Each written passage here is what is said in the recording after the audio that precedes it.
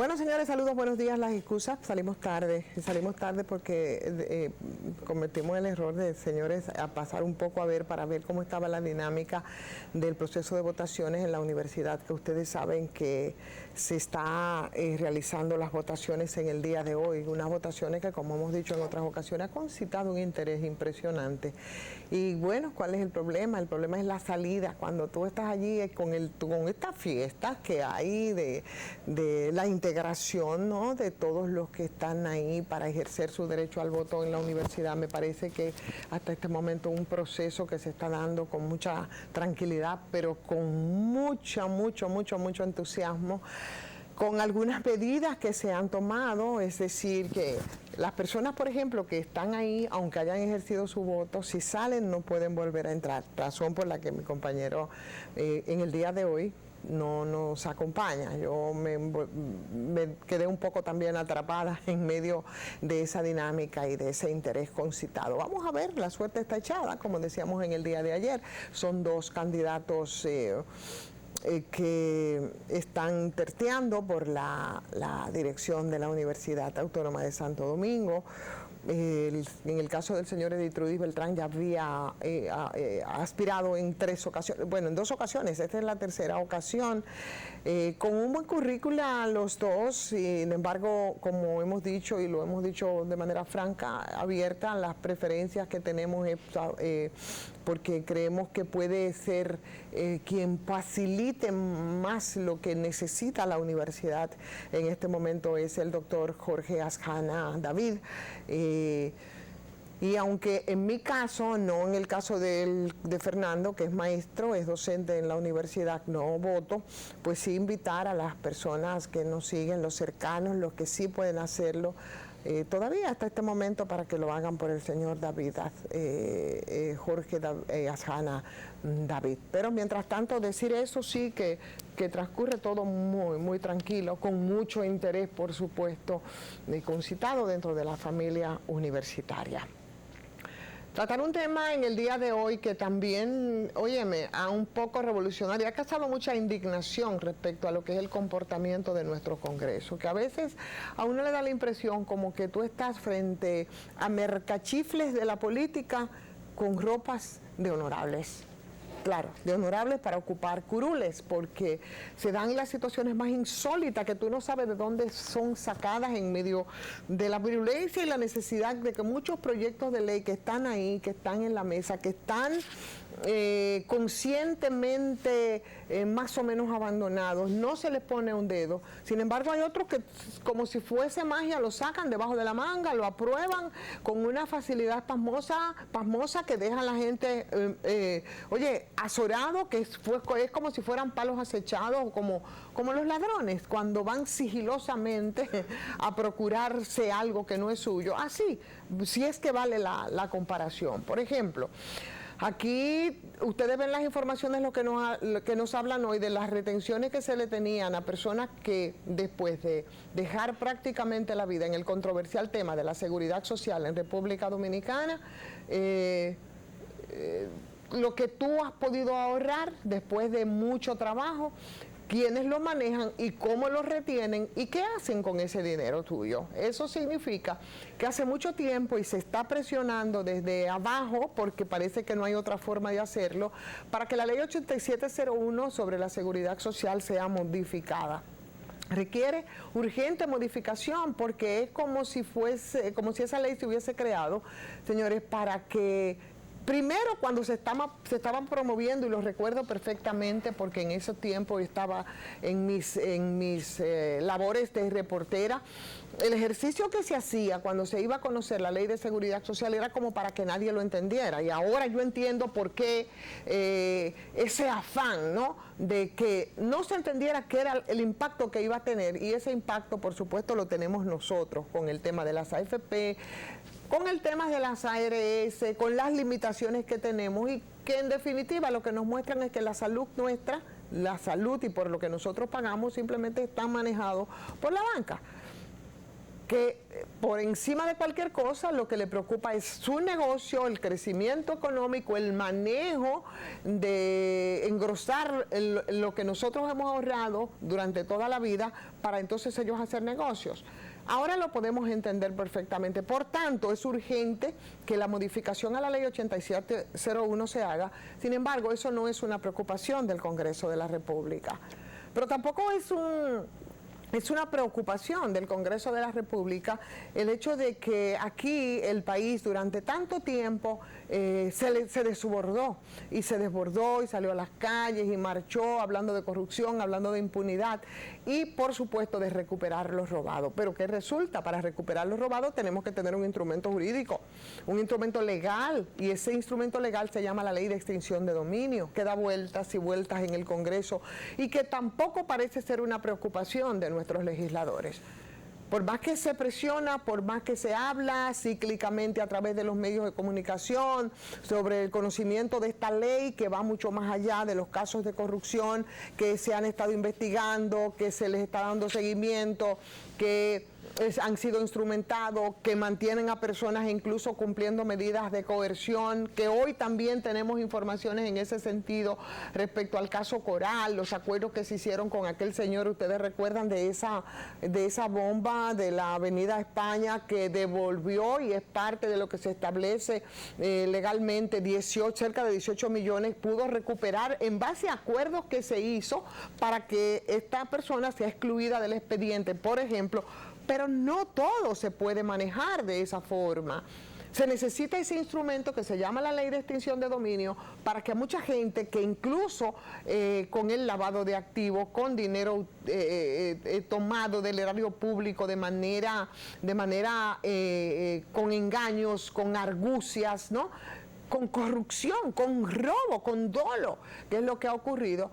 Se necesita ese instrumento para que esa gente pueda devolver lo robado, que fue una consigna de los dominicanos y las dominicanas desbordados por el tema de la corrupción y que no quieren más impunidades en ese sentido. Y que ahora se esgrimiría entonces el elemento, bueno, no tenemos la ley. Y si no está la ley, entonces no es posible que en algunos casos haya que obligar a muchas de esta gente, en caso de que se les comprueben las responsabilidades en los casos de corrupción que se están conociendo, que también el dinero que se robó, que nos robó a nosotros, pues se pueda devolver. Debería de haber mucho más apresuramiento, por ejemplo, en el Congreso de la República para que ese tipo de cosas se conozca, para que se avance en esa dirección. Pero eso no es algo que urge ni es algo que preocupa, parece, a nuestros legisladores. Y como la Ley de la Seguridad Social, la Ley de Extinción de Dominio, la Ley de Ordenamiento Territorial, que también es algo que da vueltas y que tampoco se conoce y que es importante, así como esos casos, también hay otros ordenamientos jurídicos que, como el Código Penal, en momentos en los que a nosotros nos ha desbordado todo el tema de la criminalidad, de la delincuencia, y si bien es cierto que no es lo que va a frenar la criminalidad y la delincuencia, señores, ¿cuánto tiempo tiene dando vueltas en el Congreso para la aprobación el tema del Código Penal? Primero con elementos que se manejaban y que estuvo en la discusión y que concitó muchas pasiones, aquello de las 3 causales, que si el tema del aborto, que nunca se ha discutido porque el Código nunca ha planteado legalizar el aborto per se, sino de las 3 causales, pero eso no fue más que una excusa para esconder otras cosas que estarían ahí dentro del Código Penal y que tiene que ver y tiene muchos vínculos, claro que sí, con el tema de la impunidad y de la corrupción, la retroactividad de la ley y demás, para que ese código no se conozca ni se ha conocido. Imagínense ustedes lo que implica no tener a la mano con las modificaciones que requiere la aprobación del Código Penal. Y eso tampoco es algo que parece que preocupa a nuestros legisladores. Sin embargo, en el día de hoy, nosotros amanecemos así nada más porque sí, con una aprobación en 2 lecturas consecutivas de manera rápida, una ley que sometió el diputado Tonti Rutinel Domínguez para que nosotros, además, para la división territorial en estos 48.000 kilómetros cuadrados que tenemos, que es un espacio relativamente pequeño, comparado con otros países, para que se instaure, se cree una nueva provincia, y es ya la provincia Santo Domingo, producto de ese crecimiento horizontal y anárquico de lo que era el Distrito Nacional, que todavía no se ordena y que es donde debería de concentrarse las autoridades. Ahora resulta que vamos a tener una nueva provincia, la número 33, porque vamos a dividir la provincia Santo Domingo para que tengamos entonces una nueva división. ¿Y saben lo que eso significa en términos del erario y de la cuota congresional? Significa que por lo menos se nos agregan 2 diputados más, un senador más, y todo eso tiene que salir de las costillas de nosotros. Entonces, cuando yo hablo de los mercachifles de la política que se instalan en el Congreso, y se ponen la ropa de honorable, pues me estoy refiriendo a eso. Hoy, bueno, pues fue aprobado rapidísimo, sorprendió a muchos, se estaba hablando en estos días de la posibilidad de que se sometiera ese proyecto de ley que tiene que ver con más división para nuestro país. Señores, Estados Unidos, que nosotros cambiemos cuántas veces en el territorio norteamericano, con 50 estados, si fuera por las primeras excusas y la dinámica de República Dominicana, debería de tener por lo menos 2.000 estados en este momento. Por lo menos en la lógica en que aquí se ha hecho, por lo menos 2.000 estados. Pero Cuba, que es el doble, casi el doble del territorio dominicano, tiene 15 provincias. Nosotros tendríamos 33 en caso de que sea defecio, que ahora tendrá que pasar al Senado de la República, fuera aprobado y fuera promulgado por el Poder Ejecutivo.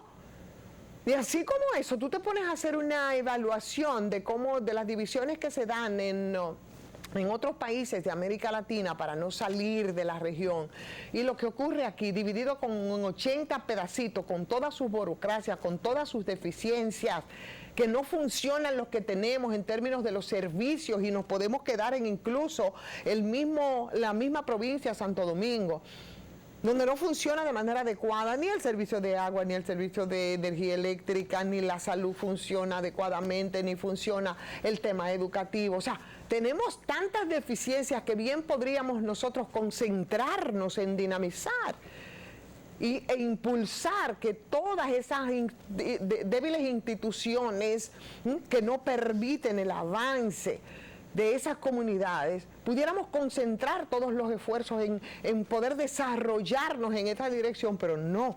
Crear una nueva provincia significa que estamos creando, por supuesto, nuevos privilegios, más gastos que van a sacar de las costillas de nosotros, y la excusa.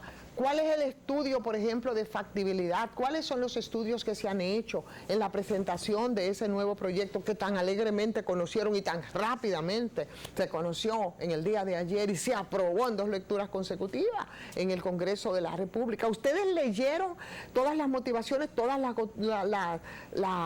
los estudios que se hicieron para justificar la nueva provincia, mucho más allá de que cuando se retire se les recuerde por haber creado 2 provincias del proponente, en este caso, que es Tonti Rutinel Domínguez? Más allá de eso, o sea, argumentos lógicos que nos puedan decir a nosotros que debemos seguir haciendo tantas divisiones y tantos pedacitos. Pero, señor, aquí yo creo que cada uno puede propugnar entonces para que tu barrio se convierta en una provincia y tú seas el jeque de esa provincia. Pero ven acá, ¿y qué relajo es este? ¿Pero y qué congreso tan irrespetuoso de la gente que al final del día, como primer poder del Estado, sostenemos nosotros? Un congreso en el que hasta el cansancio la gente ha estado pidiéndole, por ejemplo, que eliminen los privilegios aberrantes y abusivos como los barrilitos, como los cofrecitos.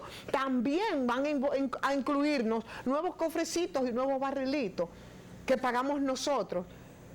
Risible, por ejemplo, hoy lo de un senador que me contaban en el caso de Alexis Victoria ayer, que estaba hablando, no, yo voy a renunciar al tema del barrilito y ese dinero yo lo voy a a donar para instituciones benéficas y sociales. ¿Y a usted quién le dijo que con el dinero que nosotros aportamos, usted se la tiene que estar privando en buena gente, con el dinero que no es suyo? Es que esa no es la función del Congreso.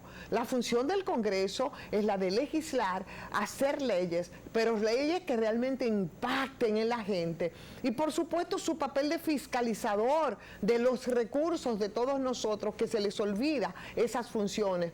Pero encima de todo nos creen idiotas y nos creen tontos. Y saltar con una barrabasada como esa, la de el senador Victoria Yep, decir que él va, óyeme, que él va a renunciar al barrilito, porque saben que es aberrante, y saben que es abusivo, y además que es ilegal, y que ese dinero él lo va a donar. Usted tiene que donar ni hacer nada con el dinero de nosotros. Ustedes, las funciones de eso no es eso.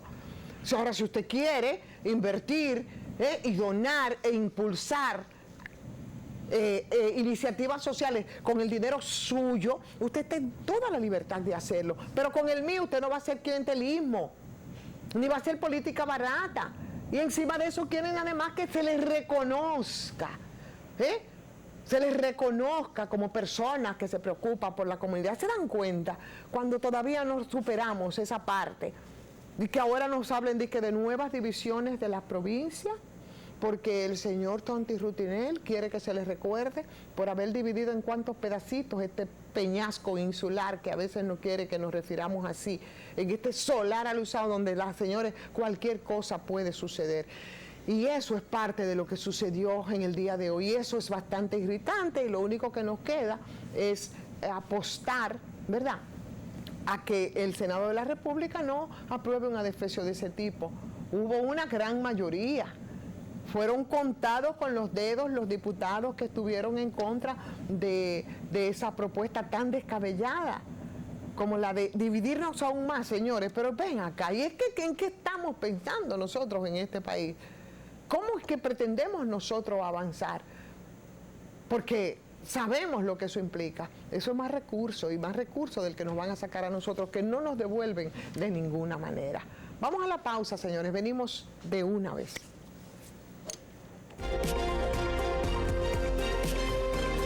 Bueno, señora, aquí estamos de regreso, un poco nervada con el mentado proyecto ese que les estaba refiriendo. Ustedes saben cuál es según el proyecto, qué es lo que ellos van a hacer. Miren, la nueva provincia, que va a estar compuesta por Santo Domingo Norte, Los Alcarrizos, Pedro Brán y Santo Domingo Este.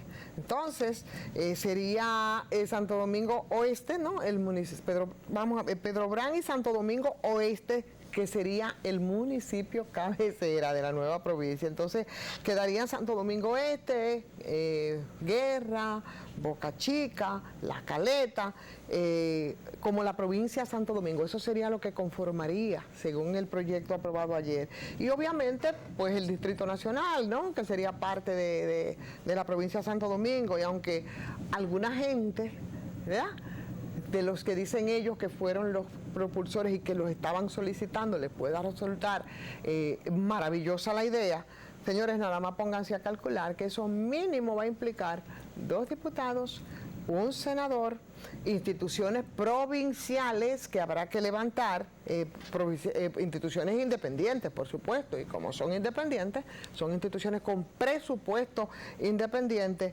y todo lo que usted se quiera imaginar que puede salir de una nueva provincia, y todo eso, claro está, de los bolsillos de nosotros. Pero bueno, parece que no todo es malo dentro de lo malo, y ahora también aprobaron en segunda lectura los votos a favor y la abstinencia del proyecto propuesto. Pero lo que me quiero referir es a lo que ocurrió ayer, señores, con el tema de la ley de la seguridad social y un anuncio que había hecho el ministro de Trabajo, José Miguel de Camps, respecto a las personas que estaban en una especie de limbo, que no aterrizaban con todo el tema de las pensiones a las que podrían acceder solicitando su pensión ya de manera anticipada. Pero ojo con esto, esto se escucha así, pero vamos a ver, eso es parte de un grupo de más de 25,000 personas, de los que al momento de aprobarse tenían 45 años o más cuando entró en vigor, cuando entró en vigencia la ley de la seguridad social, que es la 8701, que hace rato que ha debido modificarse. Entonces, quedaban cortos en ese momento con todo el tema de los requisitos de la ley que decían para poder recibir la pensión de sus afiliados que debían tener entonces 60 años, ¿no? Y hasta ahí llegaban. Eso es lo que decía el señor José Miguel, y quiero decírselo para que no haya confusiones, tal cual como lo planteaba. Cuando llegaban hasta ahí poseían ¿cuánto? Cerca de 360 cotizaciones. Ahí eso significa, entonces, según se establece, que no llegaban porque significa registrar depósitos mensuales por 30 años. Entonces, tenían que esperar hasta los 75 años para poder solicitar la pensión y de paso, además, lograr 360 cotizaciones para esa edad. Entonces, el anuncio que se hizo, si lo viéramos hasta ahí, bueno, pues pudiera estar muy bien. Sin embargo, la resolución que ellos aprobaron, que es la 545-01 del Consejo de la Seguridad Social, autoriza que se devuelvan 7.000 millones, 7.000 millones de pesos, y la ley también cuadra para esos 3 escenarios. Ahora uno se pregunta, esos 7.000 millones, señores, ¿qué estaba pasando? ¿Quién estaba manejando los intereses? ¿A dónde estaban yéndose ese dinero que es parte de lo que nosotros hemos estado cotizando? Y ahora, además, ¿cómo se podrán recibir también, cómo podrán recibir esos trabajadores ese dinero? Bueno, las personas que tenían más de 45 años, cuando entraron entonces al sistema, cuando entró en vigencia el sistema de pensiones y no habían podido lograr las 360 cotizaciones, podrán recibir entonces su pensión. Y las personas con enfermedades terminales, decía el ministro de Trabajo, el señor de Camps, en el día de ayer, que aunque existen normativas que lo permitan, los requisitos para lograrlo complicaban un poco la jugada y que usted pudiera recibir entonces ese dinero que es suyo, porque al final del día es un dinero nuestro, y facilitar entonces la devolución del dinero acumulado a los que ya estén pensionados, o sea, por accidentes laborales o por las razones que sea. Pero vuelve el tema de la pregunta, 7.000 millones no es poca cosa. Entonces, ¿quién estaba y qué estaba haciendo quién con esos 7.000 millones? ¿Se dan cuenta de lo que le decíamos en principio respecto a algunas leyes que hay que modificar y hay que hacerlo rápidamente por el impacto negativo que tienen precisamente a nosotros, los que cotizamos, los que ahorramos? Y los que pretendemos, señores, al momento ya de que no podemos seguir incorporados a los medios de producción, tener un retiro digno, decente, con algo que nos hemos ganado durante toda la vida, donde la hemos dejado prácticamente, y en el caso de mucha gente, por ejemplo, a los 75 años, explíqueme qué usted va a hacer, y además con lo que le van a pasar, ¿qué vas a hacer? O sea, y si te pones a calcular respecto a lo que son las expectativas de vida de la gente, con 75 años y lo que te van a pasar de lo tuyo, apenas te da para tú comprarte los medicamentos que vienen con los achaques de la edad. O sea, urge la modificación a esa ley 8701. Pero esto no es preocupante y eso no se aprueba, no, de ninguna manera, ni de urgencia, ni en 2 lecturas consecutivas como se aprobó ese proyecto de ley. Decir nada más ya rápidamente en esta vuelta final de este punto crítico del día de hoy, señores, que como todo aquí en este país, las cosas pasan y como que nada pasa. Me refiero a lo que ocurrió ahí. Ustedes vieron lo que ocurrió con el edificio de el CODIA en la zona colonial, un edificio que es del siglo XVI, debe tener más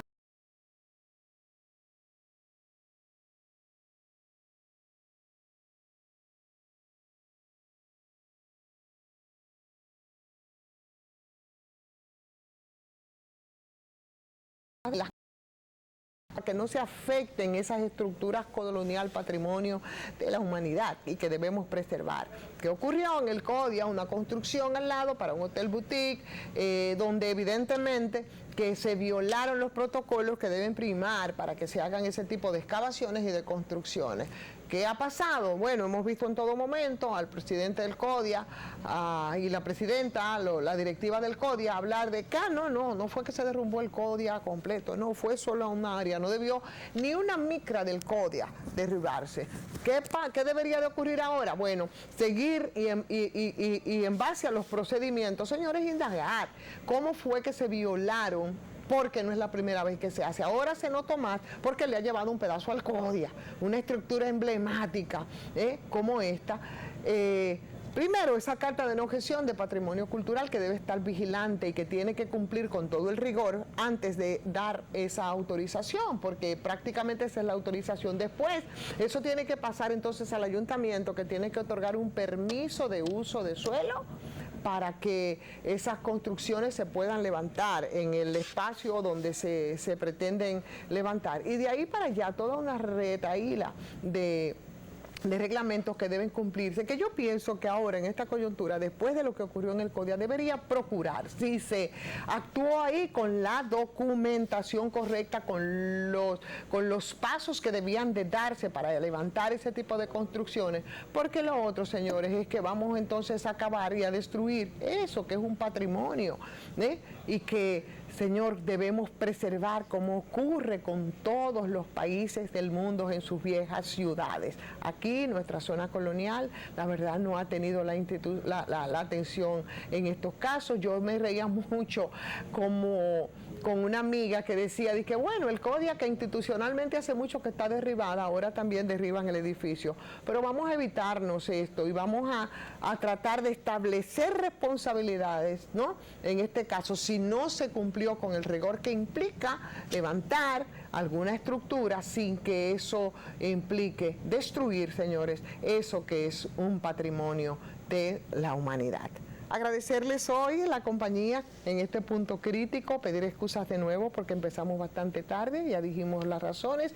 Y bueno, atentos todos, vamos a ver qué va a pasar hoy en la Universidad Autónoma de Santo Domingo. Mañana es laborable, mañana no laborable, probablemente entonces el viernes le estaremos contando cómo terminó todo este proceso, que esperamos que esa fiesta termine de la mejor manera. Gracias por su atención, nos reencontramos.